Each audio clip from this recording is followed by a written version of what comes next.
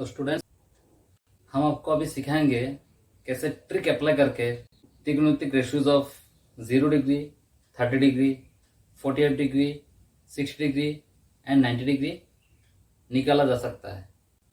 तो इसके लिए हमें त्रिकोणमितिक रेशियो ऑफ साइन थीटा, इसकी हर कोई एंगल को याद रखना है, बस और कुछ नहीं चाहिए।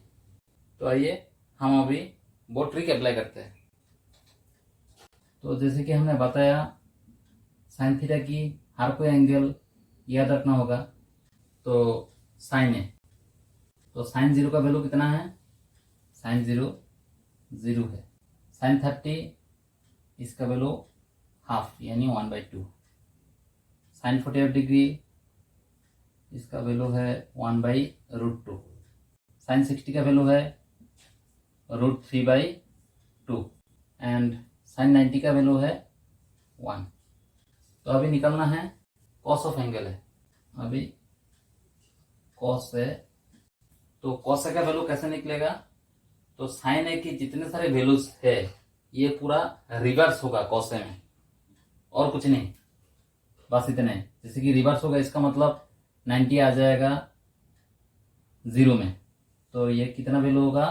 कॉस 0 यानी 1 होगा। तो 30 का वैल्यू कितना आएगा रिवर्स के बाद? √3/2। सो कॉस 30 डिग्री यानी √3/2। 48 degree, cos 48 degree same to same ही रहेगा 1/√2। और कॉस 60 का वैल्यू कितना आएगा? 1/2। जैसे कि रिवर्स हो रहा है ये। एंड कॉस 90 का वैल्यू कितना आएगा? 0। तो अभी क्या निकलना है? tan a। जैसे कि हमें पता है tan a यानी sine a by cos a। तो यानी tan 0 का वैल्यू अगर हम निकालते हैं तो अभी क्या निकालने वाले हैं हम? tan 0 degree. तो tan 0 डिग्री, तो साइन 0 का वैल्यू कितना है?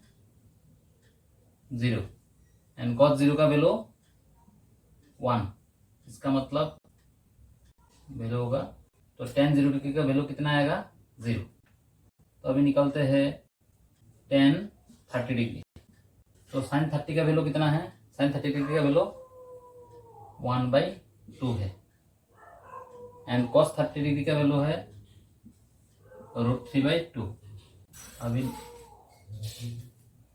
तो ये 1/2, इसका मतलब इक्वल टू 1/2 इंटू इसका रेसिप्रोकल होगा 2/√3। तो यानी tan 30 डिग्री का वैल्यू कितना आया? 1/√3। अभी tan 45 डिग्री, तो साइन 45 कितना है? साइन 45 है 1/√2 एंड कॉस 45 भी 1/√2 ही है। तो ये सेम टू सेम ही है, तो ये कट जाएगा। इसका मतलब tan 45 डिग्री का वैल्यू है 1। तो अभी निकलेगा tan 60 डिग्री। तो साइन 60 का वैल्यू कितना है? √3/2 एंड कॉस 60 का वैल्यू है 1/2। तो √3/2 इंटू 1/2 का रेसिप्रोकल यानी 2/1, तो 2 कट जाएगा। तो वैल्यू कितना आएगा? tan 60 डिग्री का वैल्यू है √3। तो नाउ tan 90 डिग्री। तो पहले साइन 90 का वैल्यू कितना आया था? 1 और कॉस 90 का वैल्यू आया था 0। तो यानी 1/0 यानी समथिंग टू द पावर 0 यानी नॉट डिफाइंड। तो टेबल में हम tan थीटा की वैल्यूज को पुट कर लेते हैं। तो tan 0 कितना आया था? 0। tan 30 आया था 1/√3। tan 45 आया था 1। tan 60 आया था √3 और एंड tan 90 आया था नॉट डिफाइंड। तो अभी कॉट ए का वैल्यू निकालते हैं। तो पहले ये साफ कर देता हूँ। तो अभी हम कॉट ए का वैल्यू निकालते हैं। कॉट ए का वैल्यू आप निकाल सकते हो, दो तरीके अप्लाई कर सकते हो। एक तो कॉट ए यानी कॉस ए बाई साइन ए, ऐसे भी निकल सकते हो, और कॉट ए इक्वल टू 1/10 है। ये दो तरीका आप अप्लाई कर सकते हो कॉट ऑफ एंगल ए की हर कोई वैल्यू निकालने के लिए। तो पहले हम निकालते हैं कॉट 0 डिग्री। कॉट 0 डिग्री की वैल्यू निकालने के लिए मैं 1/10 थीटा अप्लाई करता हूँ। तो 1/10 जीरो का वैल्यू कितना था, 10 0 डिग्री 0, तो 1/0 यानी नॉट डिफाइंड। तो कॉट 0 का कितना आया था, नॉट डिफाइंड। कॉट 0 आया था नॉट डिफाइंड, तो नॉट डिफाइंड। अभी कॉट 30 निकालना है। तो जैसे कि 1/10 थीटा हम यूज कर रहे हैं, तो 1/10 30 का वैल्यू कितना है, 1/√3। यानी देखिए 1/√3 ये रेसिप्रोकल हो जाएगा, तो वैल्यू आएगा √3। अभी निकालना है कॉट 48 डिग्री, यानी 1/10 48 डिग्री का वैल्यू था 1, यानी आंसर आएगा 1। तो अभी निकालते हैं कॉट 60 डिग्री। 1/10 60 का वैल्यू था √3, तो आंसर क्या आएगा, 1/√3 आंसर आएगा। अभी निकालना है कॉट 90 डिग्री। तो 1/10 90 का वैल्यू था 1/नॉट डिफाइंड। तो नॉट डिफाइंड यानी किया था, हम नॉट डिफाइंड की जगह पे हम लिख सकते हैं कि 1/0। समझने की कोशिश कीजिए, 1 नॉट डिफाइंड की जगह पे हमने लिखा है 1/0। अभी 1/0 का रेसिप्रोकल होगा, तो रेसिप्रोकल होके तो क्या आएगा, रेसिप्रोकल होने के बाद आएगा 0/1 यानी वैल्यू 0। तो कॉट 90 का वैल्यू कितना आता है, 0। तो पहले इधर पुट करता हूँ कॉट 60 डिग्री का वैल्यू 1/√3, और कॉट 90 का वैल्यू कितना आया, 0 डिग्री। तो स्टूडेंट्स, जैसे कि हमने साइन थीटा का हर कोई वैल्यू लिखा था, उसके बाद कॉस थीटा की हर कोई वैल्यू उसका रिवर्स हो गया।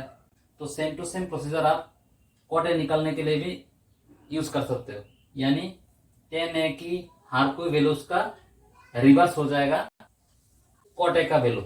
आप देखिए जैसे कि tan 0 0 था, रिवर्स होके कॉट 90 में 0 आ गया।